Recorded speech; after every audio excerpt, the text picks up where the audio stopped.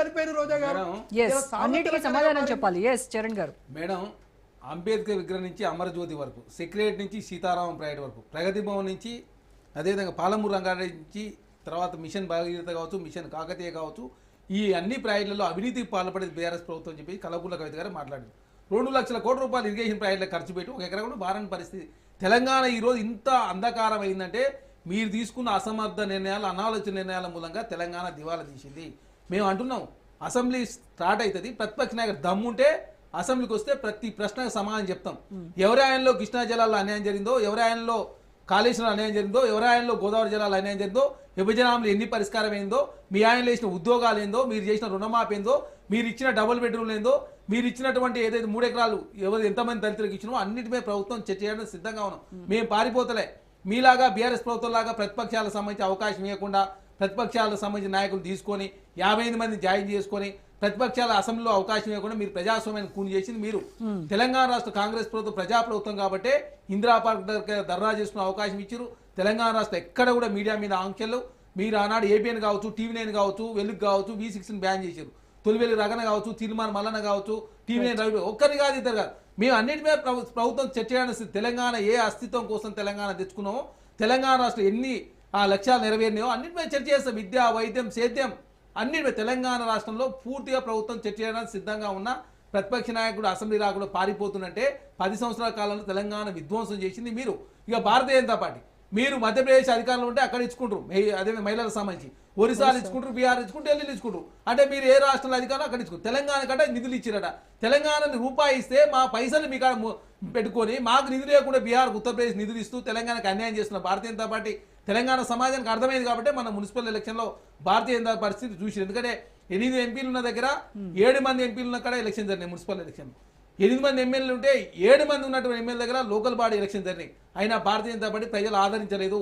ఆనాడు BRS party అవధానం చేసి Bharatiya Janata party Telangana రాష్ట్రంలో బతికించినందుకు తెలంగాణ ప్రజలుకి ఏమి చేయకుండా తెలంగాణ ప్రజలు మోసం చేసిన విషయం తెలంగాణ సమాజానికి అర్థమైంది. కాబట్టి కాంగ్రెస్ పార్టీ మేము పారిపోతలే.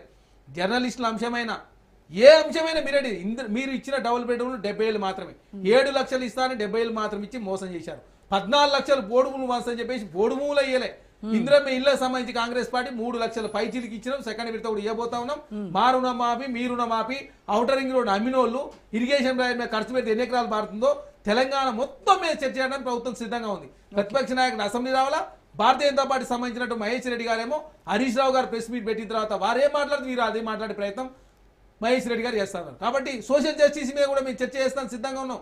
మీరు బీసీలకు ఏం చేశారు, ఎస్సీలకు ఏం చేశారు, ఎస్టీలకు ఏం చేశారు, మైనార్టీలకు ఏం చేశారు, కాంగ్రెస్ ప్రభుత్వం ఏం చేసింది, పదవులు ఏ విధంగా తెలంగాణ రాష్ట్ర కాంగ్రెస్ ప్రభుత్వం మీరు ఇచ్చిన పదవులు ఏంది, మీరు ఇచ్చిన బడ్జెట్ ఏంది, ఏ విధంగా దళితులు బీసీలు అవమానించారో అన్నిటి మీద చర్చ ప్రభుత్వం సిద్ధంగా ఉంది.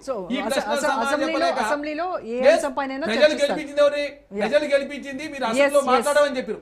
ఈ నమస్తే తెలంగాణ మాట్లాడితే మీరు మైకే ఇవ్వరు కదా. ఎందుకు నమస్తే తెలంగాణ వాళ్ళు మాట్లాడితే మీరు మైక్ ఇచ్చారు. ఇక్కడ దయచేసి నమస్తే Telangana T news, Telugu scribe లో రాసినాయి అని చెప్పి మీరు నిజం నమ్మితే తెలంగాణ సమాజం తప్పుదారి పట్టించే ప్రయత్నం మీరు చేస్తారు. మరి ఏం చెప్పారు? కృష్ణా జలాల మీద, గోదావరి జలాల మీద ప్రభుత్వం చర్చ చేసి మేము వస్తాను. కేసీఆర్ గారు ఏమన్నారు? మా పిల్లలు వచ్చి మాట్లాడి నేనెందుకే కాదనుకన్నాడు. పిల్లలు బారిపోయా, తండ్రి బారిపోయా. ప్రభుత్వం మేము చెప్పినాం కదా, ప్రభుత్వము మేము పవర్ పాయింట్ ఎడిషన్ చేసినాం. చేసిన తర్వాత మేము చర్చ పెడతాం. మా ఆయనలో అన్యాయం జరిగిందా? కృష్ణావాడు పోతిరెడ్డిపాడు పొక్క ఎవరాయన పెరిగింది, పట్టిసీమ ఎవరాయన వచ్చింది, అదే కాకుండా మిగులు జలాలు వాడుకోని చెప్పింది ఎవరు, రాయలసీమ రత్నాలసీమ చేసుకోని చెప్పింది ఎవరు, అన్నిటి మీద చర్చ చేద్దాం చెప్పినాం. అరే పాలమూరు రంగారెడ్డి DPR రాకముందా 23,000 కోట్ల రూపాయలు ఖర్చు పెట్టిన వాళ్ళు ఎవరు?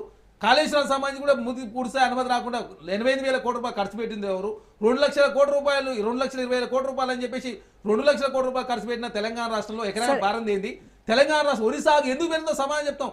సమైక్య రాష్ట్రంలో 18 లక్షల మోటార్ పంప్ సెట్లు ఉంటే తెలంగాణ రాష్ట్రం ఏర్పడదు 25 లక్షల మోటార్ పంప్ సెట్లు అయినాయి.